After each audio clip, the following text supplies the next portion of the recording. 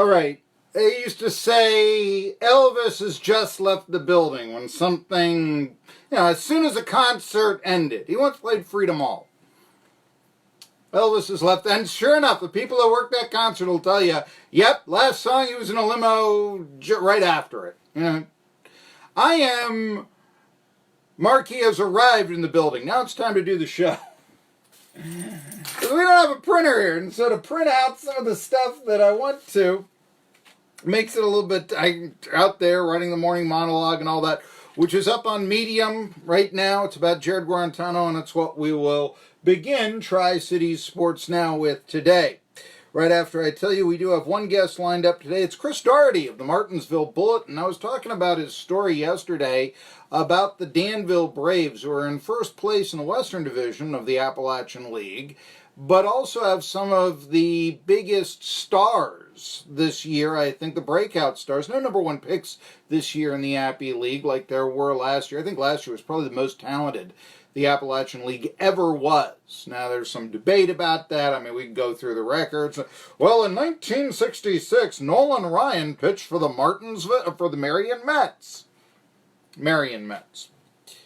Yeah, the 68 Marion Mets had John Milner and Tim Foley, two players who 11 years later would win the World Series with the Pirates. But last year, a lot of number one picks. I guess we'll have to all wait out and see what it was like, but there was probably more hype around the ball players in the Appy League last year than there were. And in fact, you can take probably away. There are number one picks in the Appy League this year. But there were last year. But anyhow, Doherty has written a story that I urge everyone to look at. He talks to Barabo Garbe, who used to play on the '84 Tigers. That was the famous team that started 35-5 and won the World Series. Baseball in 1984 was all about the Detroit Tigers. We're all behind our baseball team. Go get 'em, Tigers. Well, that was 68 actually, but all right. That was the year of Bless You Boys. Kirk Gibson, sort of his come-out year and all that. Darrell Evans was the first baseman on that team, but he led the majors in home runs the following year. He had 40 the following year. Anyway, where we're going with this is not to discuss what a child of the 80s that I am, but rather to discuss baseball in the future. And you're so much about launch angles and still swinging for the fences with two strikes on you and all this. Doherty did a really nice article about how the Braves are teaching their hitters in Danville the fundamental approach to the game. And that isn't necessarily take the big cut with two strikes on you. Now, there are some guys, Aaron Judge, I would recommend, continue to do so. You're Aaron Judge. What I've got a problem with is, over here, this shortstop who's 5'10", 175 playing that way. Now, that might be a bit of an exaggeration or something like that, but we've got a lot of players who aren't behemoths, who aren't that real muscular, Canseco-type slugger, if you will, that, really would be better off not taking the risk-reward of the full swing with two strikes. That really might be, let's go, hit it the other way, that sort of thing. So anyway, Chris Doherty, we'll talk a little bit about that. But talk today in a sports world, of course, the All-Star game, we've got that. By the way, tomorrow, I've been promising this guy, Rick Goslin, who heads the senior committee of the Pro Football Hall of Fame. I think he just retired as columnist down in Dallas. He will be joining me at 12:15 tomorrow, because we're going to talk about the 100th year of the NFL, which is 2020. Actually, it's the 100th anniversary. This will be the 100th year, I suppose. And they're talking about having a real big Hall of Fame class. There's been some polls on who should be in, who shouldn't be. I stated my preference that I thought three guys I thought belonged in. Donnie Shell with 50-odd interceptions from the old Steelers, making him as a free agent out of South Carolina State. I wonder if that hurts him, and it shouldn't, because when he went to the Steelers in 1974, keep in mind, when he went to college, he couldn't have gone to Ole Miss. They were still a segregated team. So a lot of players of that era, say John Stallworth on the Steelers, Alabama A&M, if he was born 5 years later, he probably would have played at Alabama or Auburn. But they were able to trickle down to the Steelers. In Stallworth's case, a fourth-round pick. We're talking about a Hall of Famer here, you know? And he played in a more prominent college, especially what scouting was like at that time. Maybe he would have been a first or a second-round pick and received that much more prestige going into the league. Hey, Stallworth has better stats than Lynn Swann. Why was Lynn Swann selected before John Stallworth? I would submit to you, the Pro Football Hall of Fame, I would submit to you because Swann from Southern California was a first-round pick and Stallworth was a fourth. Think about that.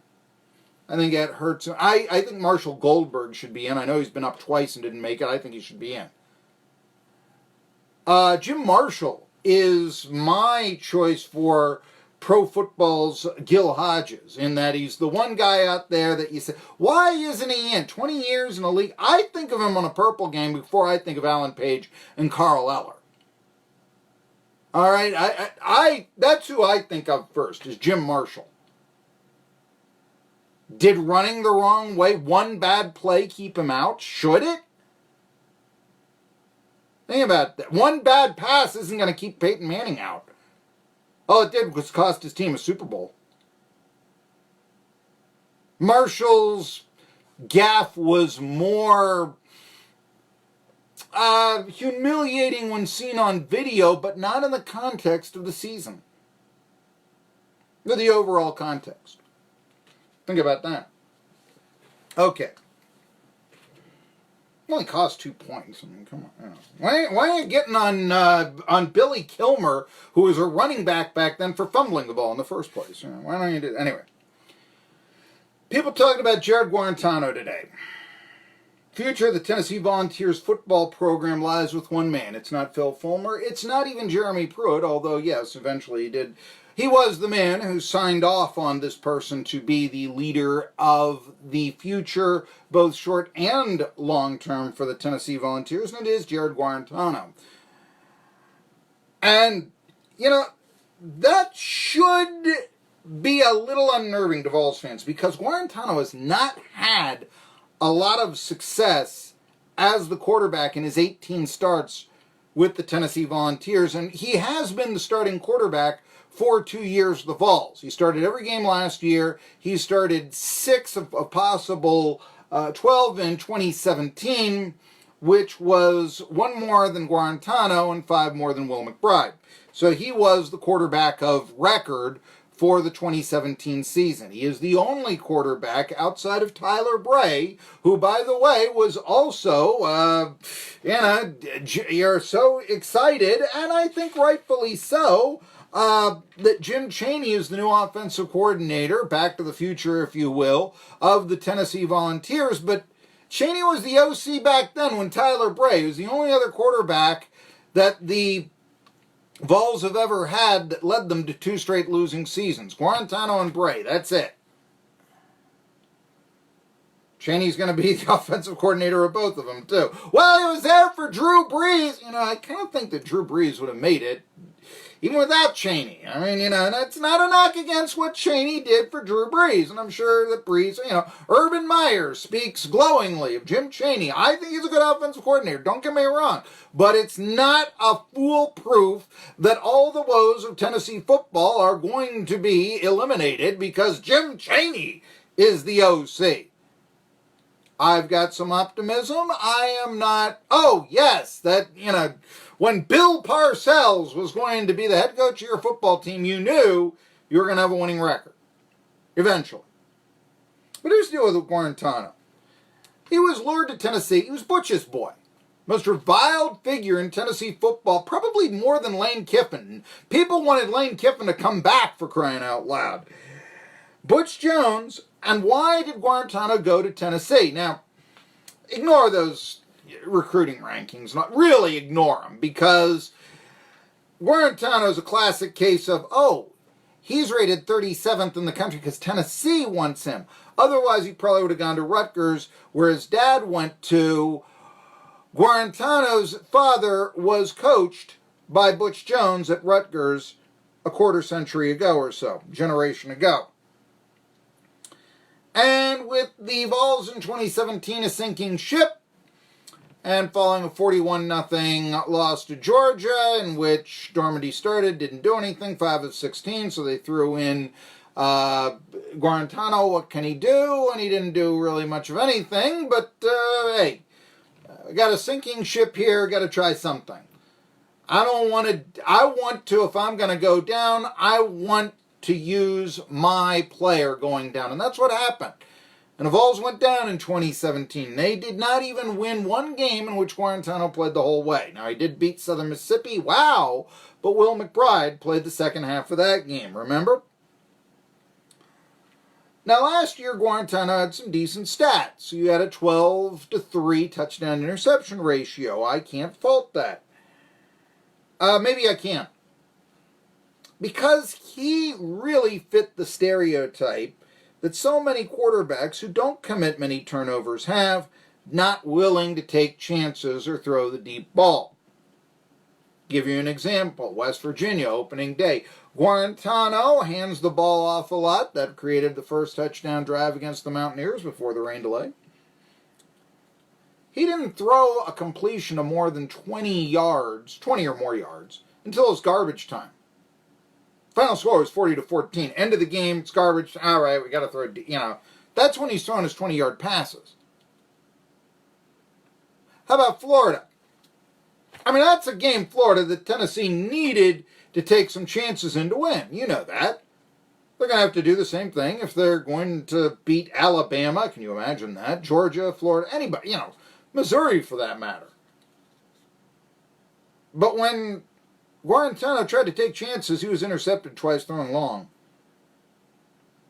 Now, it's also true Guarantano threw average 8 yards a pass, which is not bad. I mean, you want to go 7 yards a pass. That's what's supposed to be acceptable. 8 yards a pass is pretty good. It's only one problem. Keller Christ averaged 9. And he threw 51 passes. That's more than a body of work to say, looks like he attacked he attacked defense, one might say, at a lower than 50% completion rate did Christ, but no, he attacked defenses a little bit harder than Guarantano did, because he averaged more yards per pass. 9. That's real good. It's one of the reasons why I thought Chris should have started last year. As I said, history of Tennessee football, only Tyler Bray, other than Guarantano, has led the Tennessee Volunteers to back-to-back losing seasons. 1911 was the last time before this decade that the Vols had consecutive losing seasons, and I mean, they had to be going out of a single wing back then, so, the quarterback is not the same position in that formation that it is in a T-based formation. Here's the deal with Guarantano. They so dared Jarrett Guarantano to beat him last year that Ty Chandler, who only rushed for 120 yards in his first start on only 22 carries against a tough Kentucky defense, and he even picked up 33 more yards as a receiver in that game. But what was he last year? He was the running back, and a good one, but he was the running back on the worst rushing attack in the entire SEC. They so focused on Guarantano. Hey, beat us, and he couldn't do it. Now, I know there are a lot of Vols fans out there that'll point to 300 yards against Auburn and the upset down on the plains that the Vols had. All right. You know what that makes Jarrett Guarantano? It makes him Tennessee's answer to Clint Longley. Look it up if you don't know. Remember last year I was telling you Logan Marchie, ETSU quarterback, is better than Jarrett Guarantano. People, Vols win 59-3. You're an idiot, Bilson. Am I? Here's a body of work of the two quarterbacks. Remember, Marchie played at Temple. He played in the American. He didn't just play at ETSU. And yes, Marchie lost his job 2 games after the Tennessee game. So there you go. Marchie in his career had 11 starts. He threw for 200 yards in 6 of them. including against the likes of Notre Dame and Houston. In 18 starts, Guarantano, playing against, yes, the SEC, but also the likes of Southern Mississippi, also against the likes of, I know Vanderbilt traditionally has a good defense, but let's just say come on, yeah.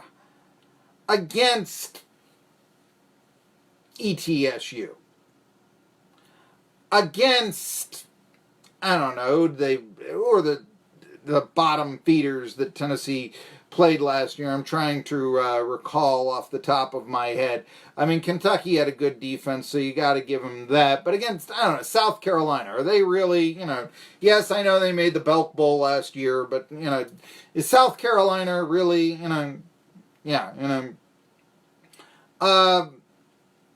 last year, Tennessee, let's see here. I'm trying ETSU, they played West Virginia. Who are the other teams? There's somebody screaming out there, you don't know. But yes, I'm trying to recall off the top of my head, and sometimes that's not the easiest thing. But, the non-Power 5 schools that, they played in those guys as well.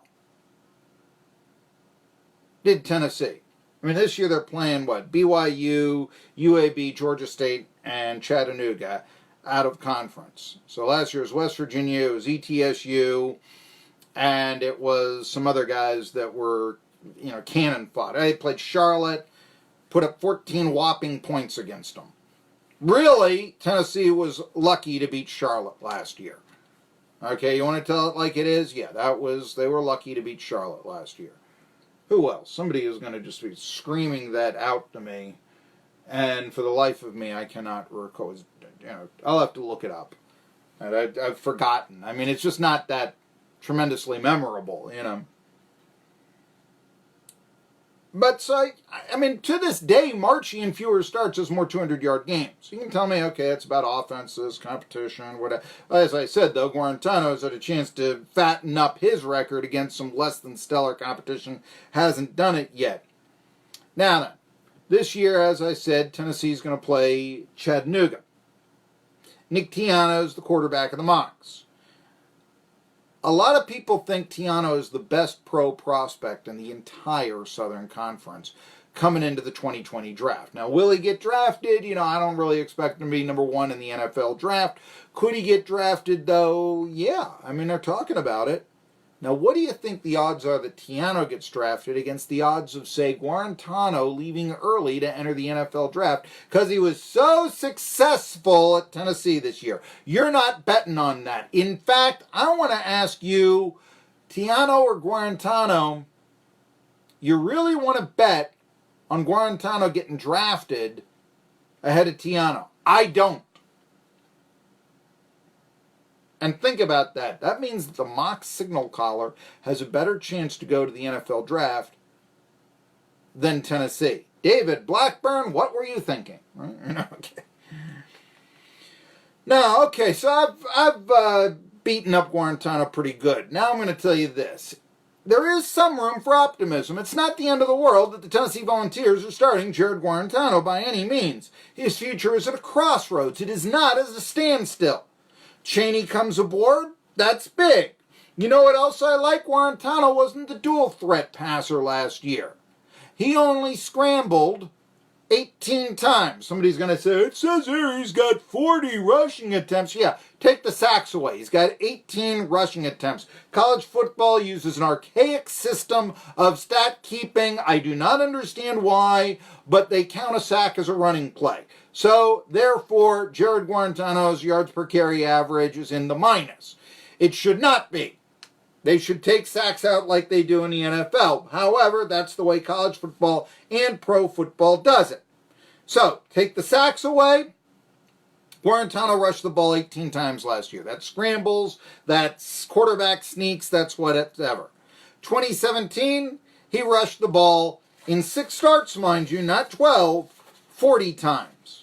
Which you might expect more from. Yeah, you might expect that from a freshman. No, but the point is, Guarantano played it real safe last year, maybe by design by the Tennessee Volunteers. However, played it real safe, but maybe, just maybe, more of a drop-back passer. That's the only way he's going to mature as a passer.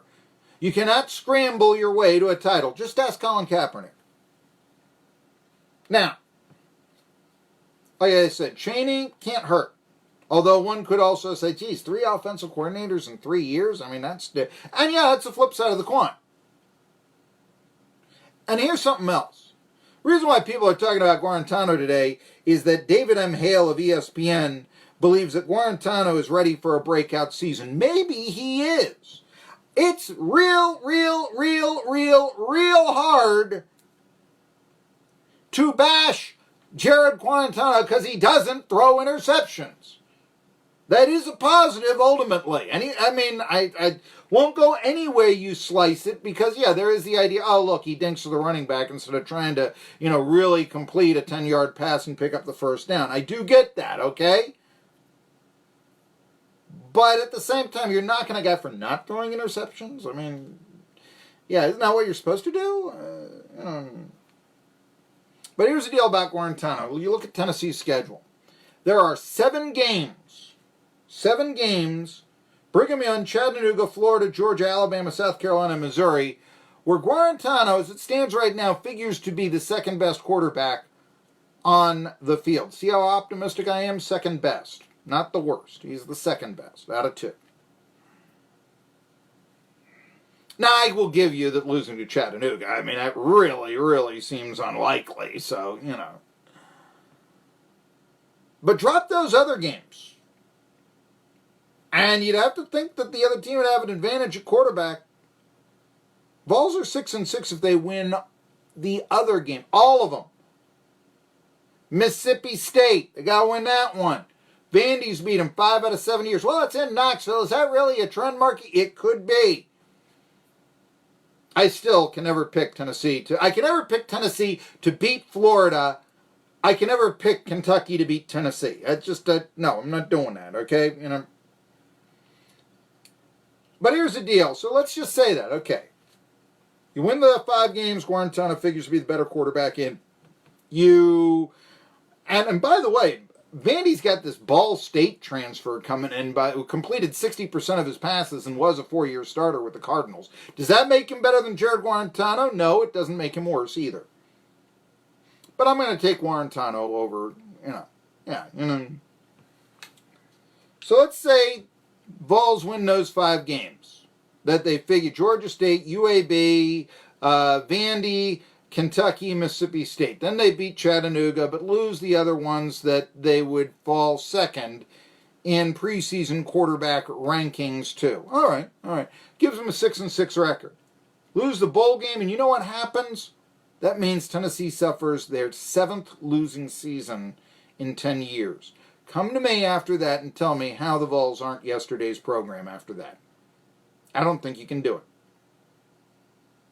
So that's why it's so important for Guarantano to have a good year this year. And for that matter, even if you go 6-6, say 7-5, lose a bowl game, 6-6, win the bowl game, you're still mediocre. And that would be 9 mediocre seasons in 11 years. No 10-victory season since 2007.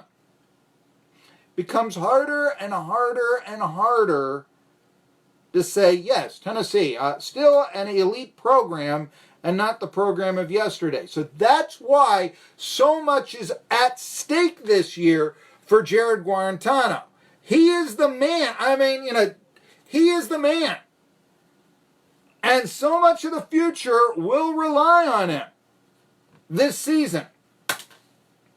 All-Star game was yesterday. The American League won. They got a 2-game advantage all time. I don't like that, but we'll talk about that. Bud Selig was running his mouth. We talked about that a little bit yesterday. We'll talk about it some more. Tri-Cities Sports Now. For Asian House, home of the Happy Buck.